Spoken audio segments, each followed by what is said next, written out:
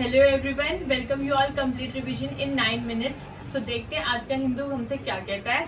तो सबसे हमारी पहली न्यूज रहेगी G20 क्लिंचेस न्यू दिल्ली डिक्लेरेशन।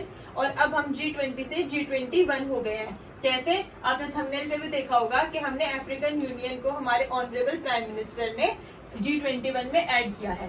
तो अब हमारे पास 19 कंट्रीज जो पहले थी, यूरोपियन यूनियन 27 कंट्रीज का ग्रुप और अफ्रीकन यूनियन 55 कंट्रीज का ग्रुप। तो अब हम G20 से G21 हो गए हैं बेसिकली।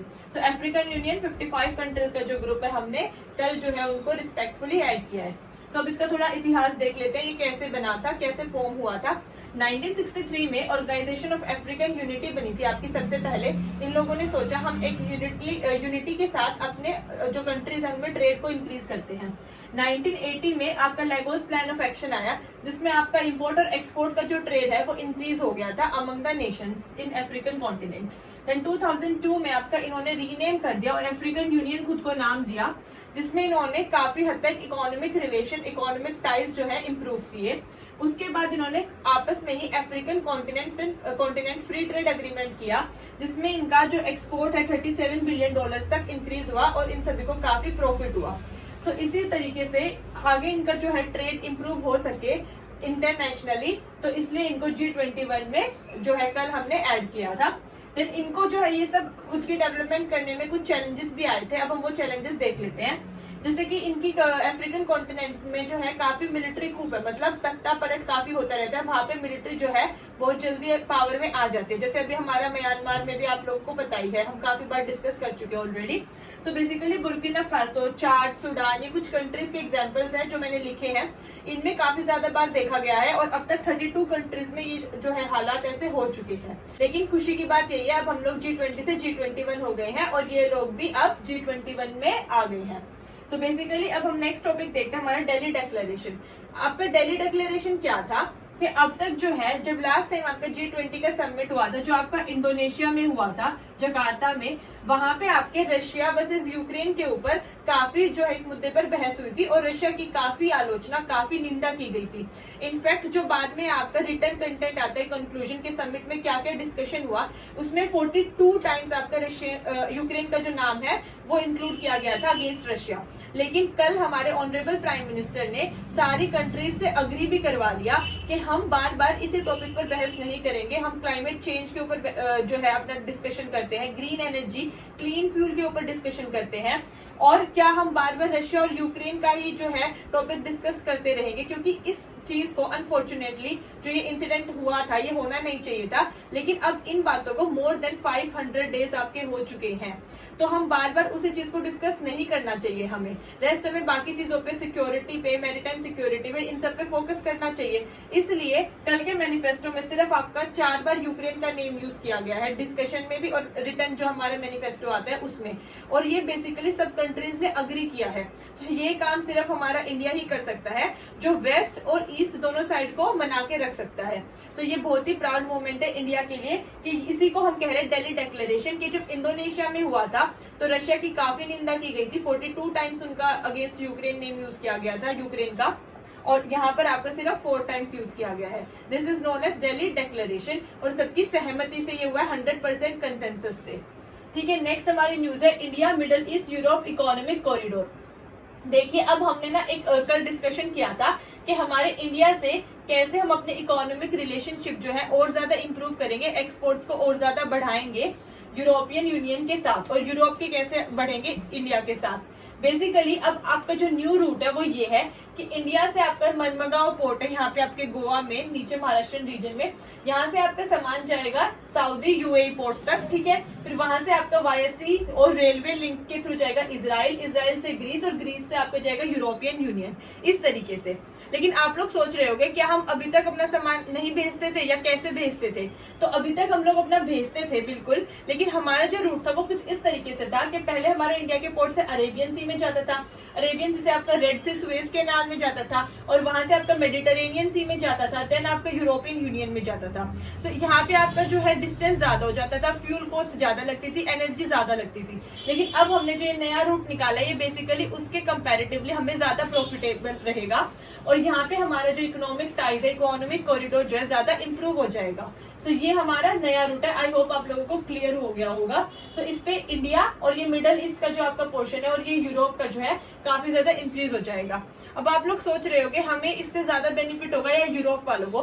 बेसिकली दोनों को ही होगा, क्योंकि यूरोप के लिए इंडिया की जो पॉपुलेशन है वो काफी ज्यादा इंपॉर्टेंस रखती है। इंडिया एक काफी बड़ी मार्केट है, तो आप लोग अपने आंसर्स में लिख सकते हैं कि उनको जो है हमारी मार्केट का काफी फायदा होगा और हमारी भी जो एक्सपोर्ट्स है वो काफी ज्यादा इंक्रीज होंगे, क्योंकि हमारा भी जो फ्यूल कंजम्पशन है वो कम लगेगा हमारे एक्सपोर्ट्स वहां तक पहुंचाने में।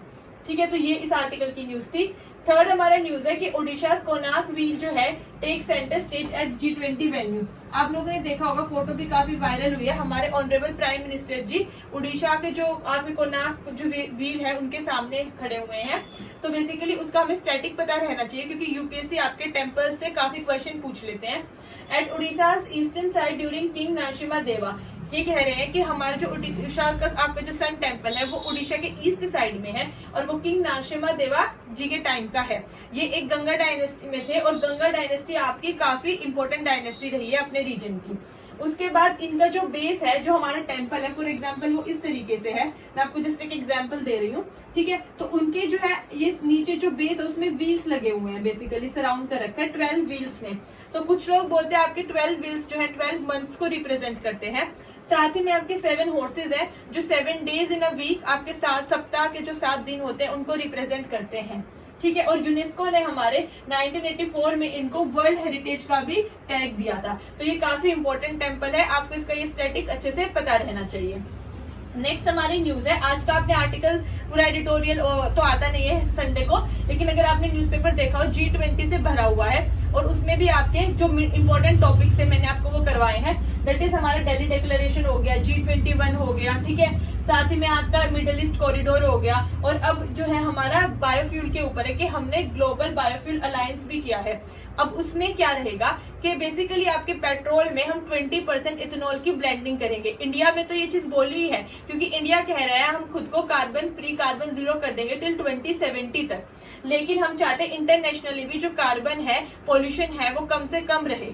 तो इसलिए इंडिया ने कहा है कि इंटरनेशनली हम इथेनॉल की ब्लेंडिंग करेंगे 20% पेट्रोल में, ठीक है, जिससे हम एक बायोफ्यूल बनाएंगे। लेकिन अब हमें बायोफ्यूल क्या होता है वो पता रहना चाहिए, क्योंकि कोई भी आपके क्वेश्चन पेपर में बैकग्राउंड से क्वेश्चन पूछा जाएगा कि बायोफ्यूल क्या होता है विद एग्जांपल्स।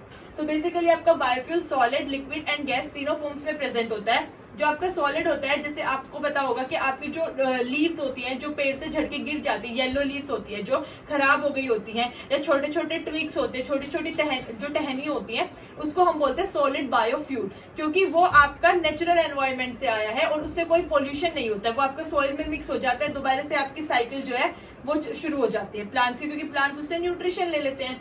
देन हमारा लिक्विड होता है, जितना भी आपका सेमी सॉलिड सब मैन्योर होता है, जो आपका लिक्विड चीजों से आपका बायोफ्यूल बनता है जिससे पोल्यूशन नहीं होता, जैसे बायो इथेनॉल है, बायोडीजल है, ये सब हमारे लिक्विड है। देन हमारे गैसेस हो गए, जो भी हमारे बायोफ्यूल से गैस रिलीज होती है हम उसको दोबारा से कैप्चर करके यूज कर सकते हैं, उससे कोई हार्मफुल इफेक्ट नहीं होगा एनवायरमेंट में, इसलिए वो गैसियस बायोफ्यूल कहलाता है। अब हम बायोफ्यूल की डेफिनेशन देखते हैं। Hydrocarbon fuel produced from an organic matter is known as biofuel. जितने भी आपके हाइड्रोजन और कार्बन, हाइड्रोकार्बन मतलब जिसमें आपका हाइड्रोजन और कार्बन का बॉन्ड है, सो जितने भी आपके हाइड्रो और कार्बन फ्यूल्स होते हैं जो आपके ऑर्गेनिक मैटर से फॉर्म होते हैं। ऑर्गेनिक मैटर मतलब जिसका हार्मफुल एनवायरनमेंट में कोई हार्मफुल इफेक्ट नहीं होता है, जैसे आपके वुडन ब्लॉक्स हो गए, लकड़ी हो गई, आपके पत्ते हो गए, या फिर डेसिकेटेड आपके कोई भी छिलका हो गया, जैसे कोकोनट का छिलका हो गया, ठीक है, ये आपके ऑर्गेनिक मैटर है, क्योंकि ये आपके सोइल में जाएंगे, वहां पे एज अ मैन्योर ये काम करेंगे, खाद की तरह, नेचुरल खाद बोलते हैं इसको हम। प्लांट्स वहां से न्यूट्रिशन ले लेंगे और दोबारा से वो ग्रो करना शुरू कर देंगे, तो उसको हम बोलते हैं बायोफ्यूल। आपका जो बायोफ्यूल है बेसिकली वो 4 जनरेशन में डिवाइडेड है।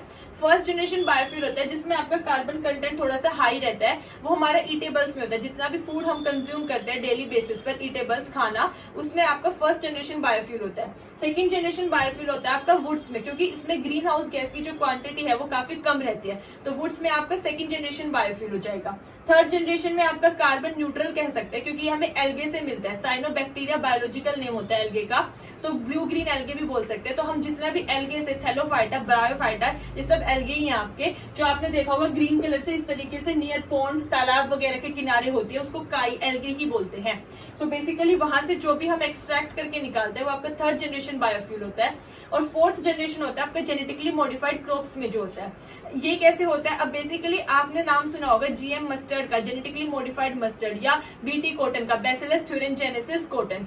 ये बेसिकली आपकी जेनेटिकली मॉडिफाइड क्रॉप्स है। मतलब एक क्रॉप थी, हमने उसके जीन्स में चेंज कर दिया जिससे हमें हाई प्रोडक्टिविटी मिले और वो पेस्ट रेजिस्टेंट रहे, पेस्ट उस पे आके कोई भी अटैक हमला ना कर पाए, जिससे हमें ज्यादा से ज्यादा ग्रोथ मिलेगी। उसको हम बोलते हैं जेनेटिकली मॉडिफाइड क्रॉप। तो जब ये भी सड़ गल जाते हैं और ये सॉइल में आपके इन्वॉल्व हो जाते हैं तो उससे भी आपका नेचुरल ह्यूमस, नेचुरल खाद बनता है। सो उस फ्यूल को भी हम बोलते हैं बायोफ्यूल, और वो आपका होता है नेचुरली बायोफ्यूल। सो ये हमारे 4 जनरेशन के बायोफ्यूल्स है। पहले वाला आपका ईटेबल से मिलेगा, सेकंड आपके वुड्स वगैरह से, थर्ड आपका एल्गे से, और फोर्थ आपके जेनेटिकली मॉडिफाइड क्रॉप्स से। जो मैंने अभी आपको एग्जांपल्स दिए जैसे बीटी कॉटन और जीएम मस्टर्ड, ये सब जेनेटिकली मॉडिफाइड क्रॉप्स हैं। सो आज के हिंदू एनालिसिस में इतना ही। आई होप आपको आज का लेक्चर पसंद आया होगा। प्लीज ये सब एनालिसिस करने में बहुत मेहनत लगती है, तो आप चैनल को लाइक, शेयर और सब्सक्राइब करिएगा। और सॉरी, थोड़ा आज का जो हिंदू एनालिसिस है वो लेट आएगा क्योंकि मैंने दोबारा वीडियो रिकॉर्ड किया है। पहली वीडियो में साउंड का कुछ इश्यू हो रहा था। So please like, share and subscribe the channel. Thank you so much. जय हिंद।